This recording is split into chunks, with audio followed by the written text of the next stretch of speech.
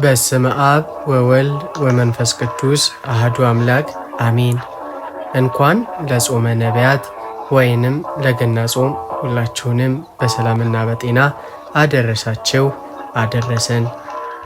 በዚህ ቪዲዮ ላይ በገና ጾም ወይም በጾመ ነቢያት የሚፈጸሙና የሚከለከሉ ተግባራትን አብረን እንመለከታለን። እስከ ቪዲዮ መጨረሻ ድረስ አብራችሁን ቆዩ። በገና ጾም የሚደረጉ የሚፈቀዱ ነገሮች፣ አንደኛው ጸሎትና ስግደትን ማብዛት ነው። ይህም ሲባል ጾም ማለት ጸሎትና ልመናን በብዛት የሚቀርቡበት ጊዜ ነው። ስንጾም ስጋችን ይገዛል፣ ነፍሳችን ግን ለጸሎት ትበረታለች። በዚህ ወቅት የሰዓታት ጸሎትን፣ ውዳሴ ማርያምንና መዝሙረ ዳዊትን ከመቼውም ጊዜ በላይ በቤት ውስጥና በቤተ ክርስቲያን መጸለይ መንፈሳዊ ኃይልን ይሰጣል። ስግደት ደግሞ የአምልኮ እንዲሁም የትሕትና መገለጫ ነው። ሁለተኛው መደረግ የሚገባው ነገር ንስሐ ገብቶ ለመቁረብ መዘጋጀት ነው። የጾሙ ዋና ዓላማ ክርስቶስን ለመቀበል ልብን ማጽዳት ነው። ስለዚህ ኃጢአትን መርምሮ ለንስሐ አባት መናዘዝና የንስሐ ቀኖናችንን መፈጸም ግድ ነው። በንጽህና ተዘጋጅቶ በጾሙ ፍጻሜ ወይም በልደት ዋዜማ በበዓሉ ቀን ላይ ቅዱስ ቁርባንን መቀበል የጾሙን ፍሬ ያጸናልናል፣ ከጌታ ጋርም አንድነትን ይሰጠናል። ሦስተኛው መደረግ የሚገባው ነገር ቅዱሳት መጻሕፍትንና የቤተ ክርስቲያንን ትምህርቶችን መከታተል ነው። ጾም የመንፈስ ምግብ የምንመገብበት ወቅት በመሆኑ በተለይ በዚህ ጾም ወይም በጾመ ነቢያት ላይ ትንቢተ ነቢያትን፣ ስለ ክርስቶስ ልደት የተነገሩ ትንቢቶችን ማንበብና መመርመር የጾሙን ዓላማ ለመረዳት ያግዛል። በቤተ ክርስቲያን የሚሰጡ የዘመነ ስብከት ትምህርቶችንም መከታተል እንዲሁም መማር ያስፈልገናል። አራተኛው በጾመ ነቢያት መደረግ ከሚገባቸው ነገሮች ውስጥ ምጽዋት መስጠትንና በጎነትን መፈጸም ነው። ጾም ከምጽዋት ጋር ካልተያያዘ ያልተሟላ ነው። ከምግብ በመከልከል ያስቀመጥነውን የቆጠብናትን ለድሆች ለችግረኞችና ለታመሙ በማካፈል እግዚአብሔርን በሥራ ማመስገን ይገባናል። የፍቅር ተግባርን መፈጸም የጾሙን መንፈሳዊ ትርጉም ያጎላዋልና። አምስተኛው ማድረግ የሚገባን ነገር በሰላም መኖርና ይቅር መባባል ነው። ጌታችን የተወለደው ሰላምን ለመስበክ ነውና እኛም በልደቱ ለመባረክ ከሰው ሁሉ ጋር በሰላም መኖር አለብን።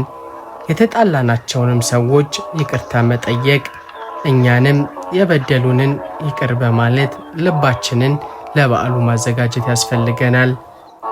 በገና ጾም በጾመ ነቢያት የሚከለከሉ ነገሮች፣ የመጀመሪያው ጥሉላት ምግቦችን መመገብ።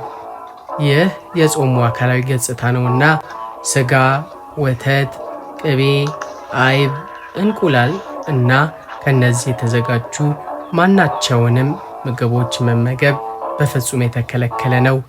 ይህ ሥርዓት ለ43ቱ ቀናት የሚጸና ነውና።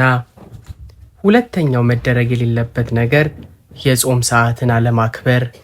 ጾም ማለት ከመብል መከልከል ብቻ ሳይሆን ጊዜንም መወሰን ማለት ነው።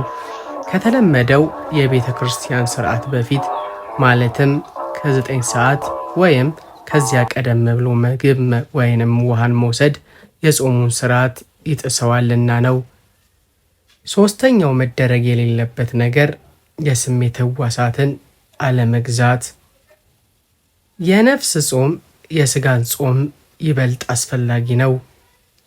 አፍ ሐሜትን፣ ስድብን፣ ውሸትንና ከንቱ ወሬዎችን በፍጹም ከመናገር መከልከል አለበት።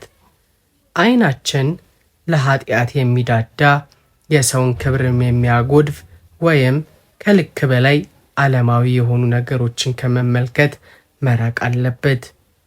ጆሮአችን የሐሜት ወሬንና ከንቱ ጫጫታን ከመስማት መቆጠብ መከልከል አለበት።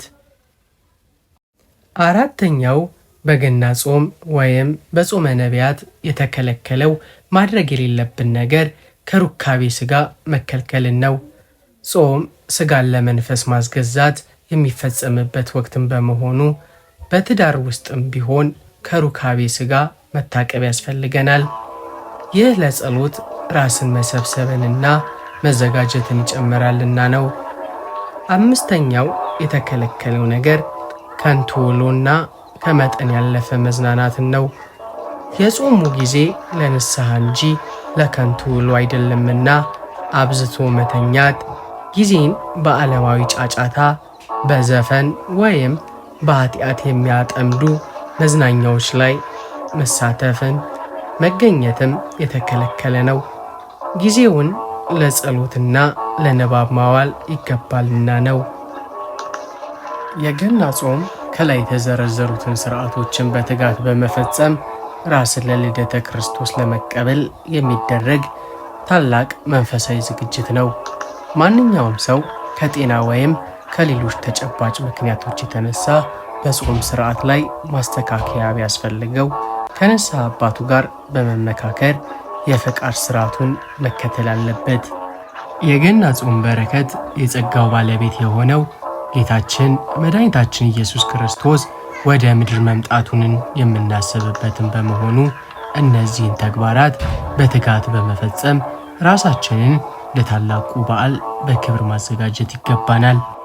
የገና ጾም ዓላማም ክርስቶስ በሥጋ ሲወለድ ልባችንን ለመንፈስ ቅዱስ ልደት ማዘጋጀት ነው። በዚህ ጊዜ ውስጥ ተግተን በመንፈሳዊ ሥራዎች ብንበረታ የልደተ ክርስቶስን በረከት ሙሉ በሙሉ መካፈል እንችላለን። የገና ጾም የልብን ንጽሕና ለማግኘት የአምላክን ልደት በታላቅ መንፈሳዊ ዝግጅት ለመቀበል እንዲሁም በነቢያቱ ትሩፋት ለመሳተፍ የምንጾመው ታላቅ የቤተ ክርስቲያን ሥርዓት ነው። በተጨማሪም የገናን ጾም ለምን እንደምንጾም ማወቅና መረዳት ያስፈልጉናል።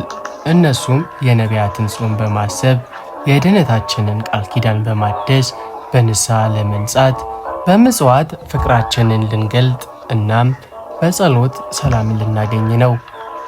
ይህ ቪዲዮም ከረዳዎት ላይክና ሼር በማድረግ ለወዳጅ ዘመዱ ያድርሱ። ሰብስክራይብ በማድረግም ቤተሰብ ይሁኑን።